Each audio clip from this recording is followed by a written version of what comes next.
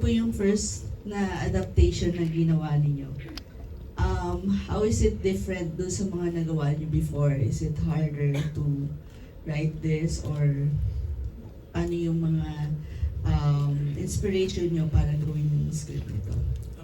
Actually, what made it a little easier also for me was because nakilala ko na si Bella. Si Bella. Naging workshopper ko siya sa batch 15 and marami kami exercises doon where nagkakakilalanan talaga mula sa kaluluwa ng bawat isa. So when I was writing this script and alam kong si Bella, somehow it made it easier na susundutin ko rito. Makakasakit ito. Kasi na-imagine ko na siya kung paano niya gagawin at paano siya mag-react. Na-imagine ko yung loob niya kung paano maapektuhan doon sa script. Si Carlo naman, kilala ko na siya nung una pa. I mean, we worked in Bagong Buwan, na ang bata-bata pa niya noon. Pero ang husay-husay na niya agad, yung boses niya, yung tayo niya. So, and I've worked with him nang matagal din sa many shows and so on sa ABS-CBN. So, kilala ko siya. So, knowing the two stars made it really, really easy. Aside from Jerry Sineneng na workshopper also at kaibigan ko ng matagal na at nakatrabaho ko na Loves Kita Babes, Huwag Kang Lilingon and so on. So, comfortable na comfortable. Although masakit yung pagsusulat ng script, comfortable yung experience ko writing the script. Thank you. That was Nurse Ama of GMA Entertainment. Up next, we have Alan Policarpio of Inquirer.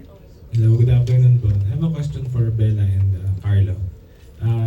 Parang kayo yung, no matter kung sino yung i-partner sa inyo, you always able to create that chemistry, no? Pero particularly sa inyo dalawa, parang may difference ba or something unique kapag when it's the two of you sharing the screen together?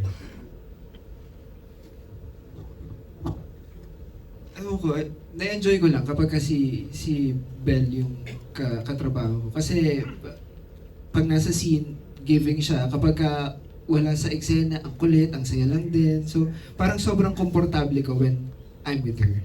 Ganun lang. Serious actor ako, tapos sabi mo, makulit ako. Chemistry, actually, parang dapat si Direk Jerry tanongin natin. Hindi ko kasi alam yung magic ng chemistry eh. Parang I feel like that's a good insight yun. You like who you're working with. Or baka you super don't like who you're working with, so nagkakaroon kayo ng banggaan. But it's not something kasi I mindfully parang work on. So actually, hindi ko alam paano nag-work yung chemistry. Baka kay Direk Jerry ko na itatanong. Actually, yun yung isa sa pinaka-overused na word na napakahirap talaga i-define, yung chemistry. As a director, matagal na po ako I've been directing for 7 years, Charos. I've been directing for decades. It just happens yung chemistry. It's magic. Basta bilang director, nakikita ko ay meron to. Meron sila. Either sa mata, the way they react to each other, the way they support each other. Pero wala talagang definition ng 1 plus 1 equals chemistry, 2 plus 2 equals chemistry. Nasa sa artista rin po yun eh. Magic nga siya kung paano nila ibibigay, paano nila palalabasin. Good for me, napakaganda na ng chemistry nila sa Meet Me at St. Gallen. So, wala. Half of my work is done. Hindi, joke. Yun po. Yun, magic siya talaga. Ang hirap niya i-define. Thank you. And for Sir Ricky naman po, nabanggit niyo po kanina na dito po. Sa gitna po. Ayun, nabanggit niyo po kanina parang towards the end or midway nung pagsusulat niyo, parang hindi niyo na inintindi yung original, parang you let it grow and write it on your own terms.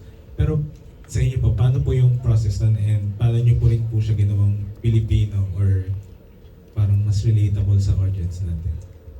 Una-una kasi pag nagsusulat ka, somewhere along the way, inaagaw na nung characters yung sinusulat mo. Gagawin na nila yung gusto nilang gawin. Lalo na kung na-imagine mo na yung characters mo dahil si Carlo at si Bella. Kumikilos na sila na parang nagiging taga-type na lang. Nagiging taga-type na lang ako. Tumatakbo na sila at nag-iiyakan at nagsusumbatan at hinahayaan ko sila. So, yun yung ibig sabihin kanina na in a way naging mas madali yung pagsusulat. Hinayaan ko sila. kung sinulat ko sila ng sinulat at minanipula, baka maging hindi totoo. Baka maging hindi natural. Kaya, one reason din yun. Kaya sabi ko, kalimutan ko muna yung original. Kasi ayaw ko nung pressure na maging kapareho o pumantay o maging mas maganda o less maganda.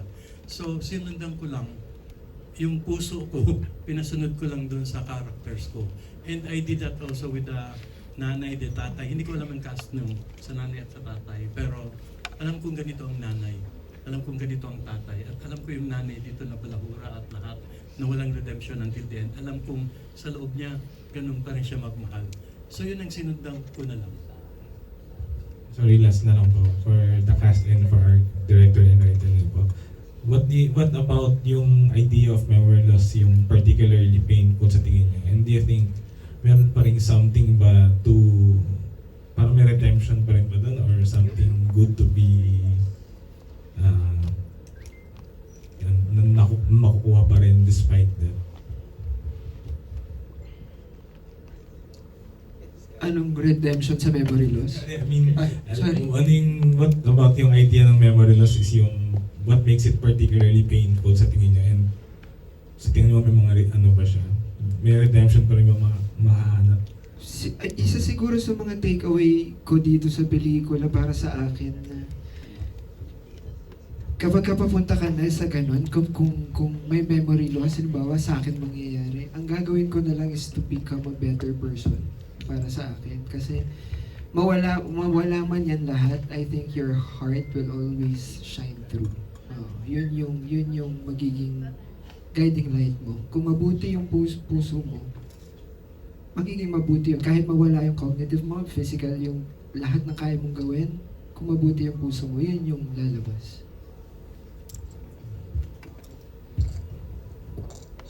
Singitan ko lang konti yung kay Carlo. Sige. Yung nare-retain. I think one thing, kakabitong kay Carlo, one thing na makikita sa pelikula, even if may line sa trailer at sa pelikula na sinabi ng character ni Bella na malupit ang mundo, in the end, makikita natin sa pelikula na mabait ang mundo. Totoong mabait siya.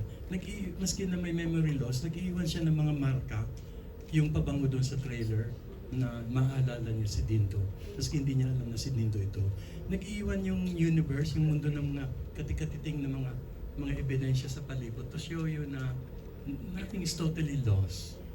Mabait pa rin ang mundo. Nandiyan pa rin yung pagmamahal. At may mga natitira pa rin. Hindi lahat nawawala. Ako naman sisingit sa answer ni Sir Ricky. May nagtanong kanina, anong difference nitong movie namin sa ibang movies that tackle memory loss? I think this is the first movie I've watched that tackles memory loss, that wakes up your other senses. So, katulad ng discussion sa pabango, alam naman natin lahat, di ba, pag scent, it really brings you back to a certain memory, or it jumps you back to a different year, even a different decade.